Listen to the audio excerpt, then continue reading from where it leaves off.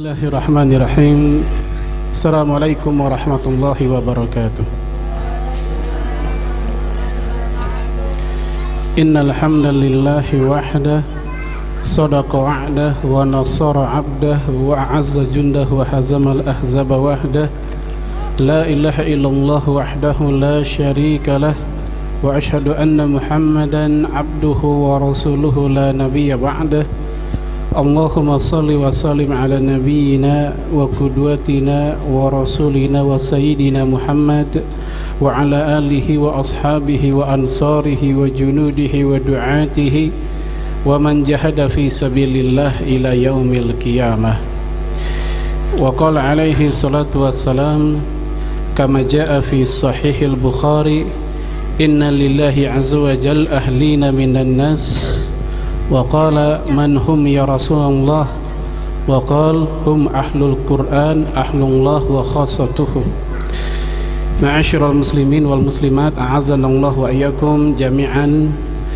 Yang saya cintai, yang saya muliakan, yang saya hormati, yang saya banggakan, khususnya yang pertama Bapak Kiai Haji Ma'mur Murad hafizahullah, semoga Allah menjaganya. Lalu kemudian yang saya cintai karena Allah, rekan saya, saudara saya Al-Ustadz Wahono hafizahullah, semoga Allah menjaganya selaku mudir pesantren Subulun Najah. Dan juga yang saya cintai, yang saya banggakan Bapak Munajah hafizahullah, semoga Allah menjaganya. Dan juga seluruh rekan-rekan yang berada di dalam jajaran kepengurusan pesantren Subulun Najah beserta Yayasan Khidmatul Quran. Dan juga tentunya kepada seluruh tokoh agama, tokoh masyarakat yang hadir di sini, yang tak mungkin saya sebutkan namanya satu persatu, beserta adik-adikku sekalian, anak-anakku sekalian yang juga ikut hadir dalam acara kita pada malam hari ini. Semoga Allah menjadikan pertemuan kita pada malam hari ini pertemuan yang diberkahi dan dirahmati. Lalu kemudian, ma'asyiral muslimin wal muslimat rahimani wa rahimakumullah, ini adalah malam yang berbahagia. Dan saya rasa ini bukan malam yang pertama ya kedekatan kita terhadap Al-Quran. Jauh sebelum ini kita sudah mencoba untuk menjadi muslim dan muslimah yang ahlul Quran, di mana Rasulullah sallallahu alaihi wasallam telah memberikan kabar gembira kepada kita semua dengan sebuah hadis yang diriwayatkan oleh Imam Bukhari dari Anas bin Malik, inna lillahi azza wa jalla ahlina minan nas. Sesungguhnya Allah azza wa jalla memiliki keluarga dari kalangan manusia. Jadi kalau kita diangkat dari keluarganya wali kota, jadi keluarganya wakil wali kota, barangkali itu sudah cukup membuat kita bangga karena menjadi keluarganya pejabat. Atau kita diangkat menjadi keluarganya ulama, keluarganya kiai misalnya, itu juga membuat kita bangga. Tentunya akan menjadi lebih bangga lagi kalau kita diangkat menjadi keluarganya Allah, di mana Rasulullah menyebutkan bahwa Allah punya keluarga di antara manusia. Lalu para sahabat penasaran, mereka bertanya, manhum ya Rasulullah, siapakah mereka itu? Rasul menjawab, hum ahlullah ahlul Quran, mereka lah keluarganya Allah, yaitu orang-orang yang ahli, yang ihtimam, yang perhatian dengan Al-Quran. Hadirnya pesantren Subulun Najah dalam rangka membantu kita semua kaum muslimin dan muslimat, bukan hanya di kampung Tipar ini, tapi juga di sekitarnya, supaya kita termasuk menjadi ahlullah, keluarganya Allah. Mulai dari kita bisa membacanya, memperbaiki bacaan, syukur-syukur bisa menghafalkan, hingga sampai mengamalkannya. Dan itu yang menjadi visi misi pesantren Subulun Najah, yaitu menjadikan pesantren ini menjadi pesantren unggulan dan produktif dalam hal mencetak para hufaz, para penghafal Al-Quran. Dan para penghafal Al-Quran dimanapun saja mereka berada menjadi kereta atau gerbong pertama dalam penjagaan otentitas Al-Quran. Ketika misalnya ada golongan yang mencoba-coba melakukan tahrif, penyimpangan terhadap Al-Quran, maka para hufaz biasanya yang paling tahu letak di mana, ayat yang mana yang dicoba untuk dilakukan perubahan-perubahan, penghilangan, penambahan dan seterusnya. Mereka lebih tahu karena mereka hafal ayat tersebut. Kemudian Ma'asyiral muslimin wal muslimat, a'azanallahu wa iyyakum jami'an. Lebih dari itu adalah kita berharap selanjutnya kita bisa mengamalkan isinya. Oleh karena di antara misi dari pesantren Subulun Najah adalah menjadi perekat umat Islam. Dan kita meyakini bahwasanya pesantren Subulun Najah hidup di tengah masyarakat yang heterogen. Di antara kita ada yang berlatar belakang barangkali Nahdlatul Ulama, ada yang berlatar belakang mungkin Muhammadiyah, ada juga yang berlatar belakang barangkali juga Persis dan seterusnya. Dan kita berharap perbedaan ini tidaklah sampai membuat pecah di antara umat Islam, karena secara substansial antara organisasi dan ormas Islam yang ada, perbedaannya tidaklah jauh sebenarnya. Ya, ibarat makanan dagingnya sama-sama sapi, cuman yang satu doyannya di gulai, yang satu doyannya di sate, yang satu doyannya di sop, begitu. Ya, mohon maaf, berbeda kalau andai kata ya kita ini disandingkan dengan Ahmadiyah. Kalau dengan Ahmadiyah itu bukan perbedaan menu, perbedaan dagingnya udah. Yang satu daging sapi, yang satu lagi daging apa kira-kira itu? Hah?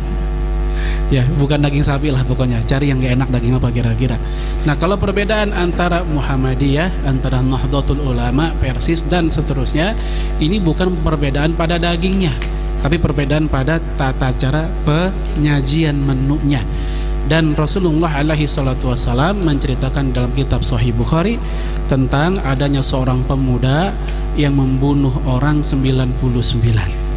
Lalu pemuda itu datang ke sebuah kampung dan bertanya apakah ada di kampung itu seorang ulama yang bisa ya menjadi tempat konsultasi dia ingin tobat.